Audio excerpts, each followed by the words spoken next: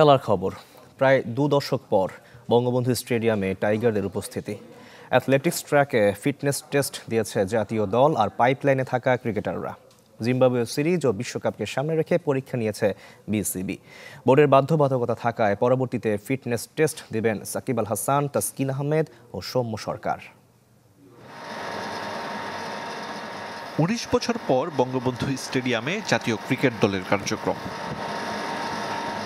Cricket ফেরেনি, তবে ক্রিকেটারদের উপস্থিতিতে সতেজ হয়েছে ফেলে আসা দিনগুলোর স্মৃতি। তখন শৈশবে টিম টাইগার। অ্যাথলেটদের মতো ট্র্যাক অ্যান্ড ফিল্ডে নেমেছে ৩৫ ক্রিকেটার। ভোরের আলো ফোটার সাথে শুরু হয় ফিটনেস টেস্ট। ৪০ মিটার স্প্রিন্ট, এরপর ১৬০০ মিটার রানিং সেশন। তরুণদের সঙ্গে পরীক্ষা দিয়েছে সিনিয়র ক্রিকেটাররা।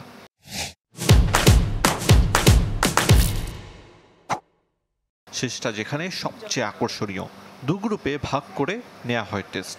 পেসার তানজিম সাকিবের মতো নাহিদ রানা এগিয়েছিলেন বাকি সতীর্থদের চেয়ে। ৩৬ বছর বয়সী মুশফিকুর রহিম পেছনে ফেলেছেন অনেক তরুণকেই। মাহমুদুল্লাহ অবশ্য সবার শেষেই ছিলেন, কিন্তু তাতে কি, কম বয়সী শামীম পাটোয়ারিরও একই দশা। এ টেস্টকে পাশ ফেলের মাপকাঠিতে ফেলছে না বিসিবি।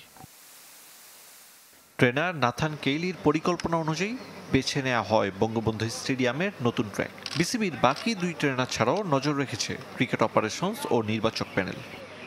বেশ কিছু টেস্টিং মেথড আছে, যেমন আমরা আজকে ১৬০০ মিটার টাইম ট্রায়াল নিলাম। এটা 3.2K টাইম ট্রায়াল হয় বিভিন্ন ধরনের, কিন্তু অ্যাথলেটিক্স ট্র্যাকে যদি আমরা নিই এটা, তাহলে এটা প্রপার টাইমিংটা, কারণ ওইভাবেই ক্যালকুলেট করা হয় টাইমিংটা। প্রথমবার ভিন্ন এক অভিজ্ঞতার মুখোমুখি নাজমুল শান্তর দল। শারীরিক কসরতের মাঝেও খুনসুটি আর গল্পে মেতেছেন অনেকে। তবে সাবেক অধিনায়ক শাহরিয়ার নাফিস স্মৃতিকাতর সংস্কার চলা বঙ্গবন্ধু স্টেডিয়াম দেখে।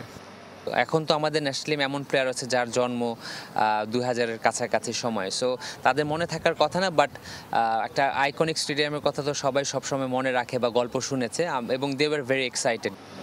ছুটিতে থাকায় রোববার ফিটনেস টেস্ট দিবেন তাসকিন আহমেদ। দেশে ফিরলে সাকিব আল হাসানকেও দিতে হবে পরীক্ষা।